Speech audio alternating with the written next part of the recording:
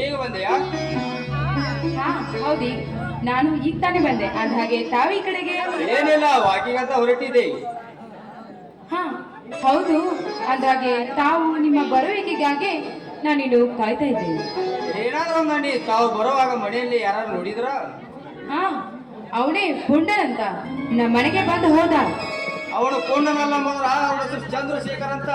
ಕುಸ್ತಿ ಆಟದಲ್ಲಿ ಕಡೆಕತ್ತು ಮುಂದೆ ಬರ್ತಿದ್ದಾಗ ಏಳು ಜನ ನಮಗೆ ಪುಂಡ ಪುಂಡ ಅಂತ ಕರೀತಾರೆ.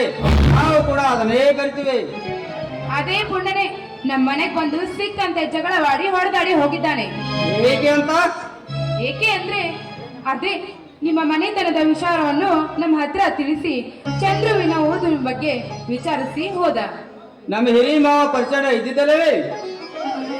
ಅದಕ್ಕೆ ಅವನನ್ನು ಹೇಳಿ ಕಳಿಸಿದ್ವಿ, ಅವನಂತೂ ಬರ್ಲೇ ಇಲ್ವಲ್ಲ. ಇನ್ನುವರೆಗೂ ನಮ್ಮ ಮಣಿತನ ವಿಷಯ ಗೊತ್ತಿಲ್ಲ ಮಾತ್ರ. ನನ್ನ ತಂದೆ ಸತ್ತ ನಂತರ ಮತ್ತಷ್ಟೇ ಹಿಡ್ದಂತಾಗಿದೆ.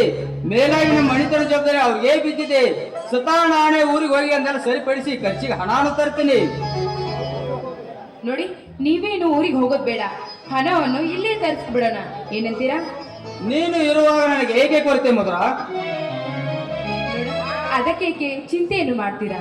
ನೋಡಿ, ಈ ನನ್ನ ಮನಸ್ಸು ಗಂಧವನ್ನು ತೇದಷ್ಟು ತಿದ್ದಿ ತಿದ್ದಿ ಜೀರ್ಣವಾಗಿದೆ ಈ ನನ್ನ ಮನಸ್ಸು. ಅದಕ್ಕಾಗಿ ಈ ಮಾತನ್ನು ಹೇಳ್ತಾ ಇದ್ದೀನಿ ನಾನು. ಮಧುರ, ಏನೇನು ಮಾತು? ಯಾಕೆ ಕೋಪನ? ನೋಡಿ, ನಾನ್ ನಿಮ್ಮನ್ನು ಮನಸಾರೆ ಪ್ರೀತಿ ಮಾಡ್ತಾ ಇದ್ದೇನೆ. I love you Chandru, I love you. ಬೇಡ ಮಧುರ, ಬೇಡ. ನಾವಿಲ್ಲಿ ಬಂದಿದ್ದ ಓದಕ್ಕಂತ ಅಲ್ಲ, ಲೋ ಮಾಡಕ್ಕಂತ ಅಲ್ಲ. ಮೇಲಾಗಿ ನೀವು ಆಪರ್ದ ಶ್ರೀಮಂತನ ತಂಗಿ, ನಾನು ಬಡವ ಎಲ್ಲಿಂದ ಎಲ್ಲಿ ಸಂಬಂಧ? ನೋಡು ಚಂದ್ರು, ಪ್ರೀತಿ ಪ್ರೇಮಕ್ಕೆ ಬಡವ ಶ್ರೀಮಂತ ಅನ್ನೋ ಮನವರ್ಗಿಲ್ಲ. ನಾನು ನಿನ್ನನ್ನು ಮನಸಾರೆ ಪ್ರೀತಿ ಮಾಡ್ತಿದ್ದೇನೆ. ನಿನಗೋಸ್ಕರ ನಿನ್ನ ಓದಿಗಾಗಿ ಕಾದು ಕುಳಿತಿದ್ದೇನೆ ನಾನು. ಮಧುರ, ಹೌದು ಚಂದ್ರು, ಹೌದು.